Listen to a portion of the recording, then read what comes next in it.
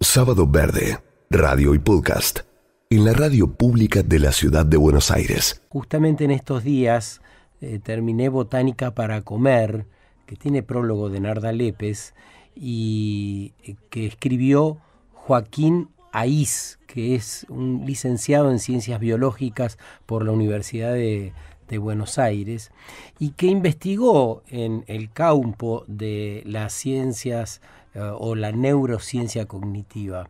Cuando se graduó, se vinculó la ciencia con la tecnología y fue descubriendo que entre sus pasiones estaba la gastronomía. Entonces vinculó todos esos aprendizajes y los volcó en este libro. ¿Qué necesitamos saber o todo lo que necesitamos saber para cocinar con plantas? De ese libro leo: ¿qué son las plantas?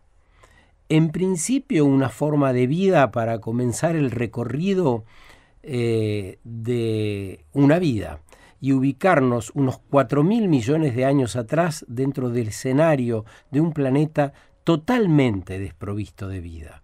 Una superficie repleta de gases imposibles de respirar, con la radiación ultravioleta del Sol incidiendo sin clemencia y los océanos mezclándose como un caldo de cultivo ancestral.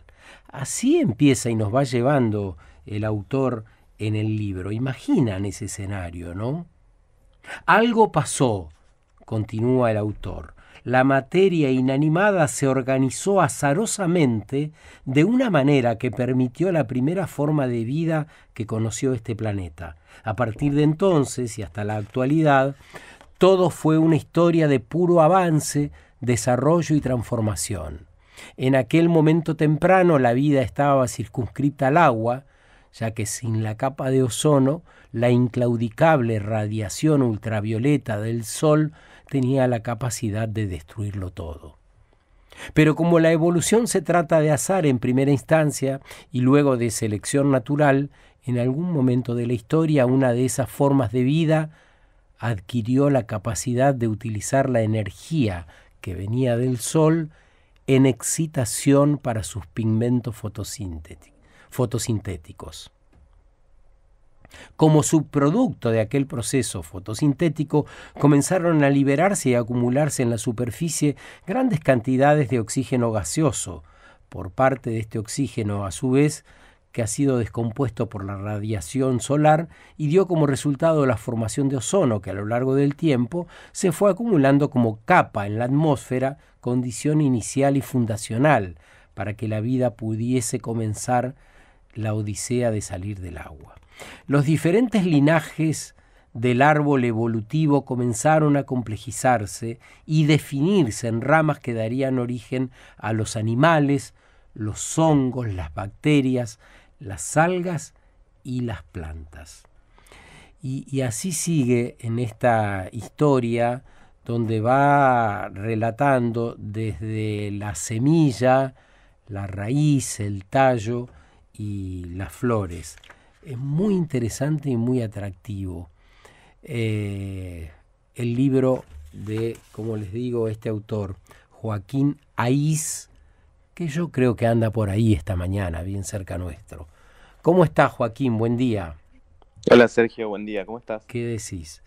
Bueno, disfrutando y tratando de replicar parte de lo que escribiste, yo empezaría por preguntarte qué desató tu pasión por las plantas. Bueno, yo creo que había algo de las plantas en mí. Mi papá es jardinero y paisajista. Mi mamá es docente a nivel inicial y educadora ambiental, con lo cual las plantas siempre son un tema. Hace poquito fui yo soy del interior de Río Negro y viajé. Y ahora que le presto un poco más de atención me di cuenta que las conversaciones enseguida giran en torno a qué planta nueva hay, cómo está, qué flor, digo, como que hay mucho de esa conversación, con lo cual algo de eso había en mí. Y después hay una arista un poco más gastronómica, un puente más hacia la gastronomía, que tiene que ver con con entender en el momento en el cual yo estaba tratando de establecer un vínculo entre los infinitos puntos que pueden trazarse entre gastronomía y ciencia, por dónde empezar, y las plantas aparecieron como una respuesta casi objetiva, analítica, es decir, explican casi todo lo que pasa dentro de una cocina. O sea, si yo hablaba de plantas, iba a tener la posibilidad de hablarle a cualquier persona que esté cocinando de la forma en la cual lo haga, porque las plantas son la base de la gastronomía. Entonces empieza un poco como ese primer intento de vínculo y de conversación, sobre todo porque, de vuelta, porque entendía que la capacidad de las plantas para generarme un punto de contacto iba a ser la más alta de todos los ingredientes que uno ve transitar por las cocinas. Es tan cierto esto de que las plantas originan conversación. Me hiciste acordar hace muchos años cuando visitaba a mi abuela en Bragado, yo soy de esa ciudad, llegaba y al lugar que primero me llevaba era a su pequeño jardín, una casa típica de pueblo, chica, humilde, y tenía así como en una L todas sus plantas que iba trasplantando, ponía los gajitos. Era un orgullo tan grande y a mí me interesaba también, así que solíamos pasar hasta media hora hablando de sus plantas y la evolución que habían tenido en ese lapso que yo volvía de tanto en tanto, cada 15 o 20 días. Así que hermoso eso, ¿no? Porque han estado ligadas a nuestra vida desde siempre, ¿no? Desde la época en que recolectábamos los frutos hasta ahora que la industrialización es lo que prima, ¿no? Sí, total. Y de vuelta, o sea, el libro habla un poco de cocina, ¿no? No tanto de gastronomía y de lo que comemos y qué significa eso. Y a mí hay una reflexión que me parece que siempre está buena, como volver a traer hacia el primer plano de la conciencia, que justamente el alimento todavía no lo podemos sintetizar artificialmente. La energía del sol se destila en aquellos organismos que tienen la capacidad de fotosintetizar y por lo tanto construir alimento. Digo, nosotros después digerimos eso, rompemos esos enlaces y liberamos esa energía que en algún momento se guardó, pero todavía sigue como encriptado ese código de siempre y de la historia de la humanidad, con lo cual las plantas como base de la alimentación todavía nos reconectan con todo eso que somos. Y estaba escuchando hace un ratito a tu otra invitada, y nos lleva de vuelta como al lugar de que somos una parte de ese ecosistema. Claro, y el libro además las jerarquiza, porque otra de las cosas que también se cita en el libro es que nosotros en general sabemos muchas cosas del mundo animal, pero no tanto del mundo de las plantas. Sabemos que hay frutas, hortalizas, verduras, pero si apurás un poco a gente que vive en las grandes ciudades especialmente, no podría definir más de 5 o 6 especies, o si tuviese enfrente un col o alguna chaucha, por ahí tampoco sabría exactamente el nombre, la función, cómo se cocina menos. Así que el libro me parece que además atrae para ese conocimiento, ¿no? Te reconcilia con esa posibilidad que tenemos tan a la mano, pero que se nos escurre con la falta de tiempo, que es la de ir a un mercado, elegir aquello que nos va a alimentar, traerlo a casa, procesarlo simplemente lavando o cortando las hojas, guardándolas en la heladera y después disponiéndolas para la cocina o algún preparado que por ahí ni necesita cocción. Ese es un gran valor que yo encuentro en el libro. No sé si te lo propusiste expresamente o fluyó y para ese lado fue nomás. Y un poco y un poco, digo, no me lo propuse tan claramente. Sí había como una intención sobre todo de comunicar una convicción plena mía que tenía que ver con descubrir esa maravilla vegetal, digo, con que entender que que nuestra atención muchas veces se posa sobre poder, por ejemplo, distinguir dos especies distintas de animales. Nadie se confunde un pollo con un chancho. Eso está Claro, claro. Ahora, totalmente. a la hora de las especies vegetales, es muy difícil encontrar, y sobre todo las que nos comemos, no digo como las que están realmente en nuestra cotidianidad, es muy difícil encontrar, digo, a mí también me pasaba, yo lo aprendí, Claro. alguien que pueda distinguir entre dos especies. Entonces ahí un poco la idea y la convicción mía y del libro es no una cuestión academicista ni enciclopédica de esto lo tenés que saber porque es importante, No, sino claro. te estás perdiendo una cantidad de matices y una cantidad de maravilla con la Mm. cual podrías convivir, que me parece que está buena, y sobre todo con las plantas que transitan nuestras cocinas, porque indefectiblemente las vas a cruzar cotidianamente. Cocines más, cocines menos, comas carne, comas plantas, comas, digo, no importa qué, digo, hay un vínculo con las plantas del cual el libro Mm. habla un poco y juega con esa idea de que no podemos escapar, pero no solo, digo, la intención es, no queremos escapar. La idea Mm. del libro es, en realidad está bueno que lo descubras y está bueno que transites eso porque realmente es maravilloso y realmente abre un montón de, digo, no sé, para mí fue como que la realidad de pronto se Mm. podía pintar con un montón de otros matices que antes no tenía. Describinos, por favor, el circuito que hace potente a las plantas. ¿Por qué lo son? ¿Cuál es la esencia de esa fortaleza? Bueno, no sé, muchos, ¿no? O sea, a mí me pasa que ahora estoy como muy, muy maravillado realmente, pero creo que hay algo que a mí sí me encantó pensar y me encantó descubrir y me encantó reflexionar, que es la cuestión de, hay muchos autores, después cuando terminemos, si queda un ratito leo un pasaje, pero digo, como que hablan de la tragedia vegetal como el anclarse a un punto del territorio a través de la raíz y entonces resolver toda su vida desde ese lugar. Entonces, aquello que parece como una historia en donde nada pasa, que no es dinámica, que no suceden cosas, que digo, es justamente todo lo El contrario. libro revierte esa idea de la tragedia vegetal, por el Sí, contrario, ¿no? sí, sí, sí, de vuelta, y es como volver a prestar atención realmente a que Mm. las plantas son esa forma de vida y son esa forma de vida también distinta, ¿no? Como, o sea, no se trasladan, pero sí se mueven, sí tienen un lenguaje, digo, uno puede aprender a decodificar si una planta le falta agua, no le falta agua, le falta alimento, no le falta alimento, si está bien, si en el lugar en donde la puso, prestándole atención y también entendiendo que cambian, digo, que uno tiene que cambiar el marco de entendimiento respecto a otras cuestiones como Es- los animales. Así es, como los animales y nuestra propia vida también, pensaba Joaquín, en tiempos de movimiento, que creemos que necesitamos viajar y movernos todo el tiempo. Ahí hay un ejemplo de que todo un ciclo de vida se desarrolla en un mismo lugar, de un Sí, modo aparentemente estático, ¿no?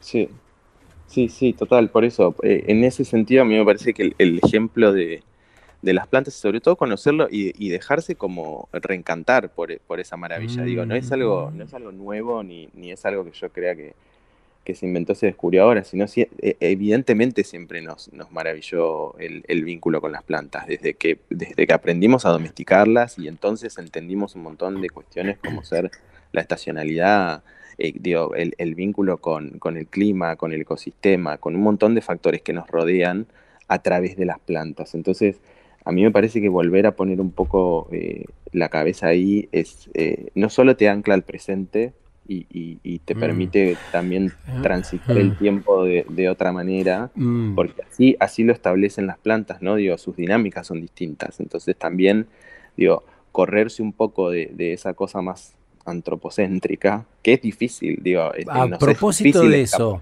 eso, domesticarlas, pesco esa palabra, ¿hay riesgos de que esa domesticación llegue al punto de tergiversar la esencia de una planta, por un Eh, lado, o que el cambio climático, que el cambio climático también pueda atentar contra el desarrollo de esta riqueza que también describe tu libro?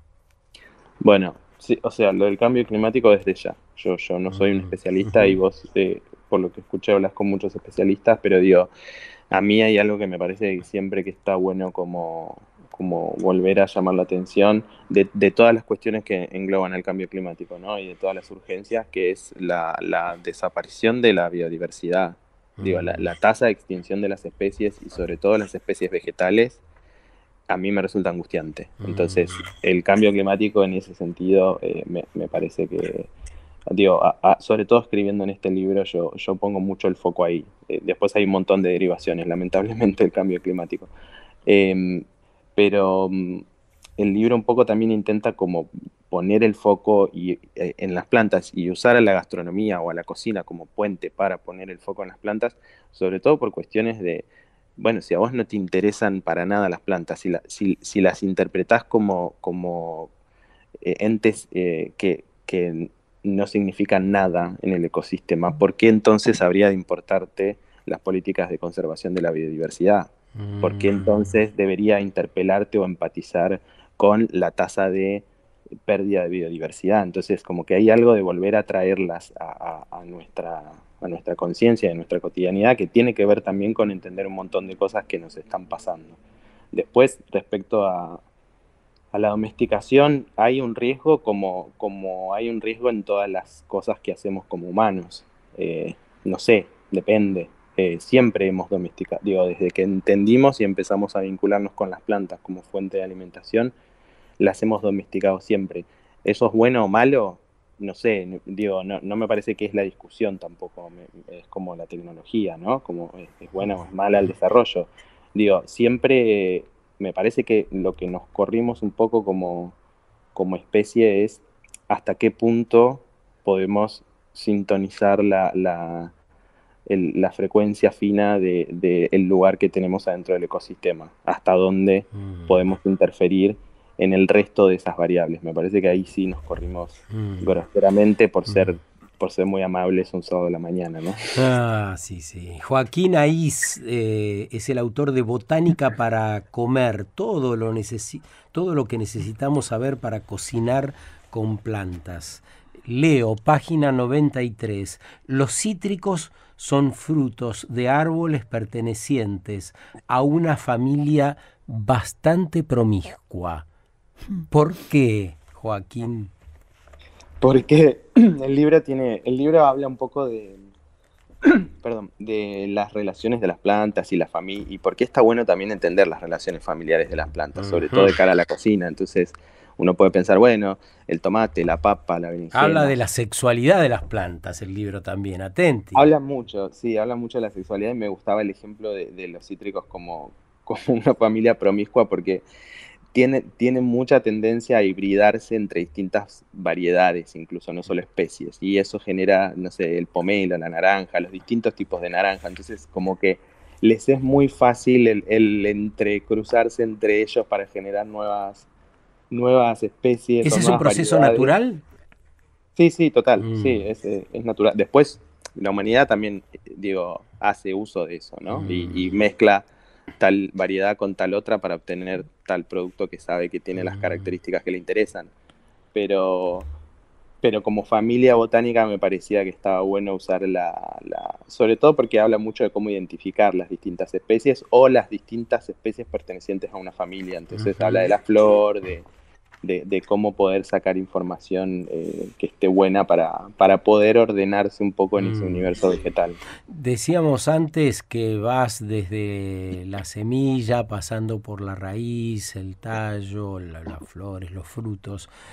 ¿Qué parte fue la que te despertó mayor curiosidad o la que vos dirías, che, qué rico que es esto en términos de los procesos que se desarrollan en ese fragmento de una planta? Bueno, los frutos carnosos. Digo, yo ya lo tenía, a todos nos gustan, creo, alguna fruta, tal vez no todas, pero alguna. Pero meterse de lleno en por qué el fruto carnoso es esa estructura vegetal destinada exclusivamente al consumo animal, en el libro a mí me volvió como, o sea, me cambió el marco de cuánto los disfruto ahora. Digo, ahora que siento que los disfruto un poco más, porque justamente lo que está intentando la planta es que la semilla que está dentro de ese fruto se traslade. Vencer esa tragedia que estábamos hablando hace un ratito y lograr invocar el movimiento. Lo invoca a través del reino animal. Entonces tiene que convencer a los animales de que se coman eso. Eso significa cientos de miles de años de evolución en estudio de mercado natural, si se quiere. O sea que esos frutos son parte de la seducción de la planta para que los animales vengan a comérselas. O las flores son fruto de esa seducción. Las dos, las flores lo hacen, es en la instancia previa porque es cuando las plantas se están reproduciendo y también necesitan encontrarse entre ellas para intercambiar sus gametas, y ahí el reino animal hace las veces más como mensajero de amor para trasladar el polen, ¿no? Pero los frutos carnosos, que una vez que ese óvulo se fecundó y formó la semilla y por lo tanto se empieza como a desarrollar todo ese envoltorio, ese packaging natural que es el fruto, pone en juego todas las herramientas de seducción para el reino animal. Pone en juego el aroma, el color, la textura, el balance entre lo ácido y lo dulce. Digo, realmente es como un mensaje muy claro de seducción, porque es imperioso que esa semilla se traslade, porque no puede caer en los pies de la planta madre porque no podría sobrevivir. Entonces, toda la ingeniería vegetal está puesta al servicio de seducir. ¿Podemos decir que ya el animal hombre como especie no le sirve a la planta para esta función porque, nuestros desechos van a las cloacas? Sí. Esas cloacas, si está todo bien gestionado, resulta que procesa todo lo que va por ahí y se convierte en líquido, y ya esa semilla que podíamos haber defecado ya no está más. ¿Podríamos decir algo así o no? Sí, sí, totalmente. De hecho, bueno, todas las plantas que consumimos se han modificado desde que el hombre aprendió a domesticar plantas y no tienen casi nada que ver hoy por hoy con esa versión más ancestral, ¿no? Claro. Incluso muchas veces la selección hace que pierdan los dispersores naturales. Pensar en una sandía que es gigante, pensás, bueno, ¿quién se puede comer esa sandía, no? Como un hipopótamo, un elefante, no sé, pero hay selección sobre características que tienen que ver más con las plantas como alimentos y productos para nosotros que con el curso que podrían haber tomado sin esa interferencia. Entonces, desde ya que nosotros no somos dispersores de semillas de las plantas, y de hecho nos hemos metido bastante en la producción y en el consumo de esos alimentos, pero bueno, el libro trata un poco de pararse en un casillero anterior, digamos. Sí, ahí, Joaquín, medio para terminar, estamos llegando a las 10, aparece un capítulo dedicado a los condimentos. ¿De qué parte de la planta salen los condimentos? En realidad de todas. Lo que está bueno en el capítulo de condimentos, y por eso está al final, es que habla de que podés encontrar condimentos desde cualquier estructura de la planta. ¿Por qué? Porque son las defensas químicas de las plantas. Es la planta defendiéndose para que no se la coma un herbívoro. Entonces, eventualmente va a defender todas sus partes y eventualmente nosotros hemos conseguido entender la dilución de esos compuestos de manera tal de que no nos parezcan aversivos, sino todo lo contrario, de que nos parezcan estimulantes, de que nos generen sensaciones que sí nos gustan. Entonces, uno puede encontrar partes de tallo como la canela, puede encontrar semillas, puede encontrar frutos como los chiles, puede encontrar, uno recorre toda la estructura vegetal y seguro encuentra algún ejemplo de un condimento. Bueno, ¿sabés qué es la mejorana, Joaquín? Es una hierba, ¿no? Como sí, exactamente. Es un condimento parecido al orégano. Te vamos a regalar de final, quédate en línea si querés, si tenés un par de minutos más, esta canción que tiene que ver con esto que empezaste a decir del libro, de la generación de conversación, con esto de tener las plantas de un modo más cercano y amoroso también. Es una canción que se llama Con un ramito de mejorana y es de una compositora que se llama Liuba María Evia.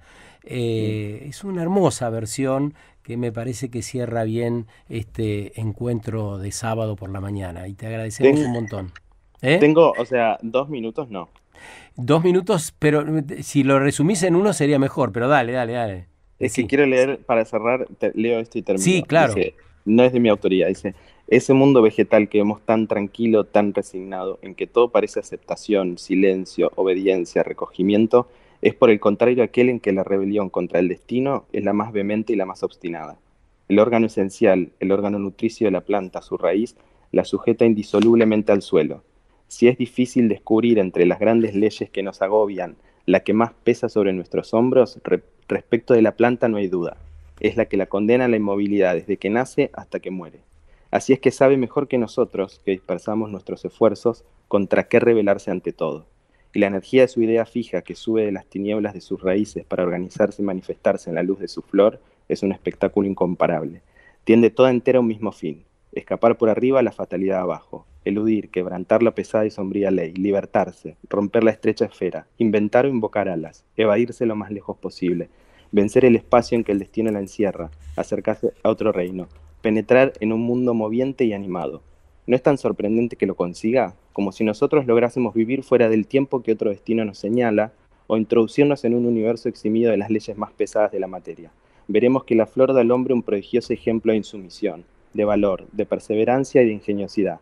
Si hubiésemos desplegado en levantar diversas necesidades que nos abruman, por ejemplo las del dolor, de la vejez y de la muerte, la mitad de la energía que ha desplegado tal o cual pequeña flor de nuestros jardines, es de creer que nuestra suerte sería muy diferente de lo que es. Es hermoso eso. ¿De quién es?